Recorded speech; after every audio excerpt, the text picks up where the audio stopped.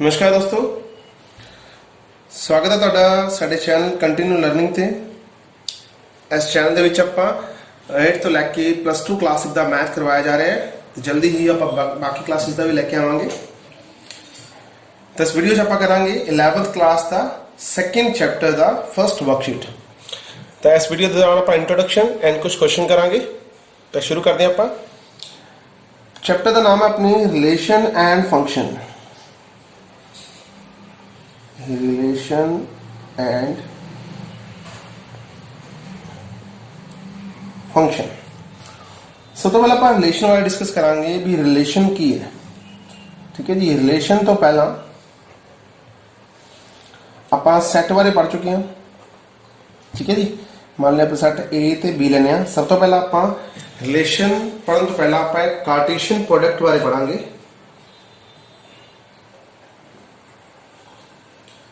Cartesian product की है आप पहले इस बारे देखते हैं।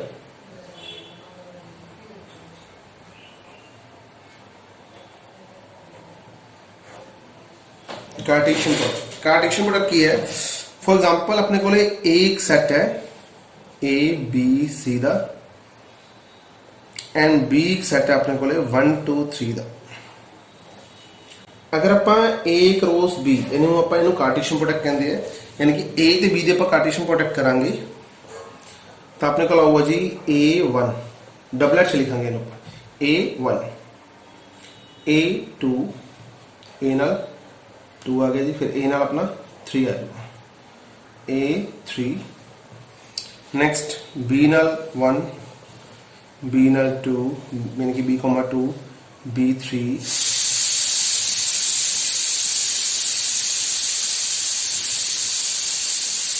C1 C2 C3। ये होगी जी अपनी कार्टेशियन प्रोडक्ट।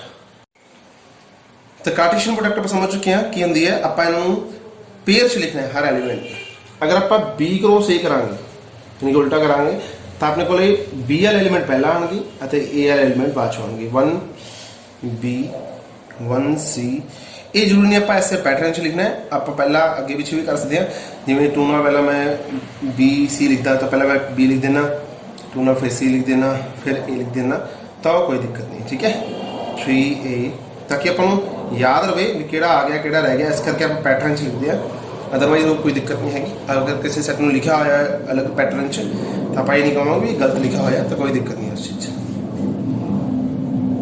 तो आप कार्टेशियन प्रोडक्ट समझ चुके हैं। कार्टेशियन प्रोडक्ट की होंगी है। कार्टेशियन प्रोडक्ट मतलब दो सैट की अगर कार्टेशियन प्रोडक्ट करनी आप तो उन्होंने आपस के पेयर च लिखा।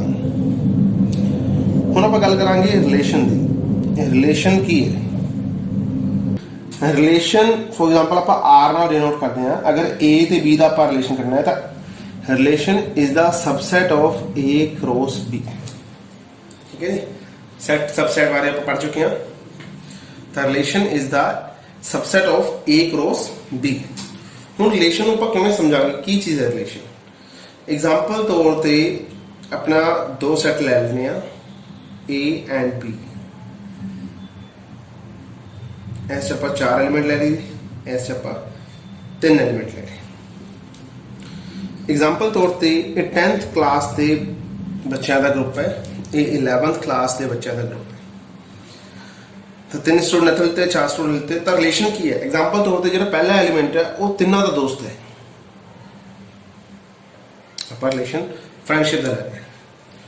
दूसरा किसी का दोस्त नहीं है, तीसरा सिर्फ पहले पर्सन का दोस्त है, चौथा सिर्फ थर्ड पर्सन दोस्त है। That is the relation. ठीक है, इन्हों आप रिलेशन कहा क्यों, क्योंकि ये संबंध यानी कि एक दूसरे रिलेशन को शो कर रहा है ए सैट ते बी सैट वाले। ये जरूरी नहीं है भी सारा का ये रिलेशन हो, तो ये जरूरी भी नहीं है भी किसी का रिलेशन ना भी, मतलब सारा सैट खाली हो। एग्जाम्पल तौर पर 1 2 3 ले लिया आप, इधर भी आप तो किसी ना कोई रिलेशन नहीं है, तो ये भी एम्प्टी रिलेशन कहलाऊगा। ये भी एक रिलेशन है। तो समझा गया। ए सैट नूं अगर बी सैट नाल किसी भी तरीके नाल आप जोड़िए, किसी भी तरीके नाल आप रिलेटेड करिए तो उन्होंने आप रिलेशन कहांगे। Relation is the subset of A cross B. हुण ए क्रॉस बी का सबसेट किवें होगा देखते हैं आप। मान लो इतने एलिमेंट ले ले 1 2 3 4 इतने सीगे A B C. A cross B क्या हुआ, ए नाल 1 भी हुआ, A1 A2 A3 फिर उस तो बाद B1 B2 B3 C1 C2 C3 D1 D2 D3 ਤਾਂ ਹਰ ਐਲੀਮੈਂਟ ਆਊਗਾ ਲੇਕਿਨ ਇਹਦੇ ਵਿੱਚ ਕੁਝ ਐਲੀਮੈਂਟ ਦਾ ਨਹੀਂ ਆਇਆ ਕੁਝ ਐਲੀਮੈਂਟ ਦਾ ਕਿਸੇ ਨਾਲ ਹੈ ਕਿਸੇ ਨਾਲ ਨਹੀਂ ਹੈ ਤਾਂ ਇਹ ਜਿਹੜੀ ਚੀਜ਼ ਹੈ ਹਮੇਸ਼ਾ ਸਬਸੈਟ ਹੀ ਹੋਊਗੀ। ਇਸ ਤਰ੍ਹਾਂ ਦੇ ਆਪਾਂ ਰਿਲੇਸ਼ਨ ਆਪਾਂ ਹੋਰ ਵੀ ਬਣਾ ਸਕਦੇ ਹਾਂ ਜਿਵੇਂ ਕਿ ਪਹਿਲੇ ਐਲੀਮੈਂਟ ਦਾ ਪਹਿਲੇ ਨਾਲ ਹੈ ਦੂਸਰੇ ਦਾ ਦੂਸਰੇ ਨਾਲ ਹੈ ਤੀਸਰੇ ਦਾ ਤੀਸਰੇ ਨਾਲ ਹੈ ਚੌਥਾ ਐਲੀਮੈਂਟ ਹੈ ਨਹੀਂਗਾ ਖਾਲੀ ਹੈ ਮਤਲਬ ਤਾਂ ਇਹ ਵੀ ਇੱਕ ਰਿਲੇਸ਼ਨ ਹੈ ਠੀਕ ਹੈ। ਉਸਦਾ ਕਿਸੇ ਇੱਕ ਦਾ ਹੀ ਹੋਵੇ ਤਾਂ ਉਹ ਵੀ ਇੱਕ ਰਿਲੇਸ਼ਨ ਹੈ। ਤਾਂ ਰਿਲੇਸ਼ਨ ਆਪਾਂ ਇਸ ਤਰੀਕੇ ਨਾਲ ਡਿਫਾਈਨ ਕਰਦੇ ਹਾਂ। ਰਿਲੇਸ਼ਨ ਨੂੰ ਲਿਖਣ ਦਾ ਤਰੀਕਾ ਹੁੰਦਾ ਹੈ R is equal to A comma V braces and A the relation B ਨਾਲ ਆਪਾਂ ਇੱਥੇ ਸ਼ੋ ਕਰਾਂਗੇ ਵੀ ਕੀ ਰਿਲੇਸ਼ਨ ਹੈ। ਤਾਂ ਰਿਲੇਸ਼ਨ ਨੂੰ ਆਪਾਂ ਸਮਝ ਚੁੱਕੇ ਹਾਂ। ਰਿਲੇਸ਼ਨ ਨੂੰ ਹਮੇਸ਼ਾ ਪੇਅਰ ਦੇ ਵਿੱਚ ਲਿਖਿਆ ਜਾਊਗਾ यानी कि A ਦਾ ਰਿਲੇਸ਼ਨ ਹੈ B ਨਾਲ। ਤਾਂ ਆਪਾਂ ਅੱਗੇ ਸਮਝਦੇ ਹਾਂ ਕੁਝ ਕੁਐਸਚਨਸ ਵੀ ਕਰਦੇ ਹਾਂ। हाँ जी फर्स्ट क्वेश्चन करते हैं रिलेशन बारे कुछ गल आप क्वेश्चन के नाल सीखांगे जिवें जिवें क्वेश्चन करांगे नाल उन्होंने फॉर्मूले नाल उन्होंने कंडीशंस वगैरह बारे चंगी तरह डिटेल सीखांगे। फर्स्ट क्वेश्चन करने तो पहला मैं तुहानूं गल दस देना पहला भी अगर कोई पेयर दूसरे पेयर के इक्वल होवे तो पेयर का फर्स्ट एलीमेंट के इक्वल होगा एंड सेकेंड एलीमेंट के इक्वल होगा। तो एक चीज़ आप याद रखेंगे। तो फर्स्ट क्वेश्चन करते हैं आप। फर्स्ट क्वेश्चन इससे फॉर्मूले ना लिखा है x/3 + 1 comma y - 2/3 is equal to 5/3 comma 1/3। तो फर्स्ट पेयर आप फर्स्ट पेयर के इक्वल रखांगे 5/3 दे। सेकेंड पेयर के इक्वल रखांगे 1/3। सब तो पहला 3 और 1 प्लस है उस तरफ जाके अपने को हो जाऊगा जी माइनस का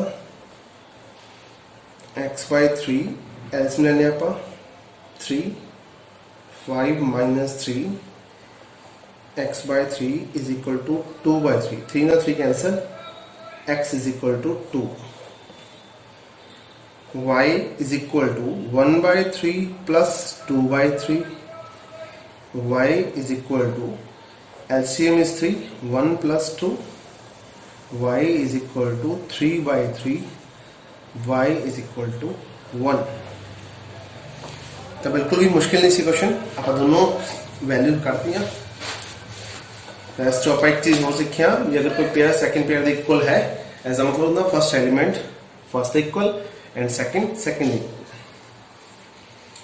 क्वेश्चन नंबर 2 कर देंगे आप।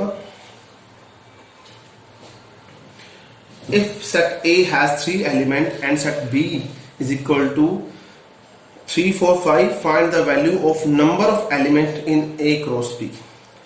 यानी कि नंबर ऑफ एलिमेंट A ਦੇ ਵਿੱਚ ਹੈਗੇ ਜੀ ਆਪਣੇ ਕੋਲੇ 3 and number of element B ਦੇ ਵਿੱਚ ਵੀ ਆਪਣੇ ਕੋਲ ਹੈਗੇ ਜੀ 3 क्योंकि ਆਪਾਂ ਨੂੰ B सेट ਦਿੱਤਾ ਹੋਇਆ है 3 4 5। तो इतने एक रूल होर सीखांगे अगर नंबर ऑफ एलिमेंट M होन and number of element B set they which L होन तो number of element A cross B दे विच दोनों की मल्टीप्लिकेशन करके आएंगे जी M इंटू L होंगे। ये अपना सेकंड फॉर्मूला। तो ऐसे भी हाफ से number of element A cross B दे विच यानी कि Cartesian product of A cross B 3 into 3 is equal to 9 यानी कि सेकंड क्वेश्चन अपना आंसर होगा जी 9। तो बिल्कुल आसान क्वेश्चन चाहिए था।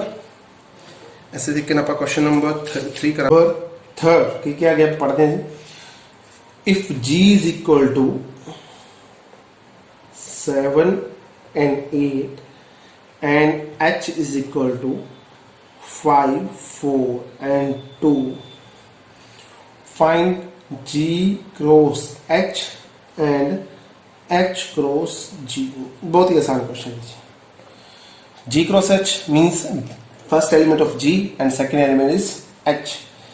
तो 7 5 7 4 7 2 first element second first second first second ठीक है जी। 7 दी पेयर आप सब तीनों एलिमेंट बनाते now 8,5, 8,4, 8,2. This is the G cross H and H cross G दोनों ही फॉर्मूला आप यूज कर सकते हैं या तो अपने को 5 7 5 8 ऐसा बना लो या सिर्फ G क्रॉस H ਦੇ एलिमेंट ਨੂੰ रेसिप्रोकल कर दो 5 7 4 7 2 7 5 8 4 8 2 8 ठीक है जी। तो उम्मीद है तुम्हें क्वेश्चन समझ आ गए होने हैं। तो जल्दी अपना नेक्स्ट क्वेश्चन लेके मिलते हैं। थैंक यू सो मच, मिलते हैं नेक्स्ट वीडियो ਦੇ ਵਿੱਚ।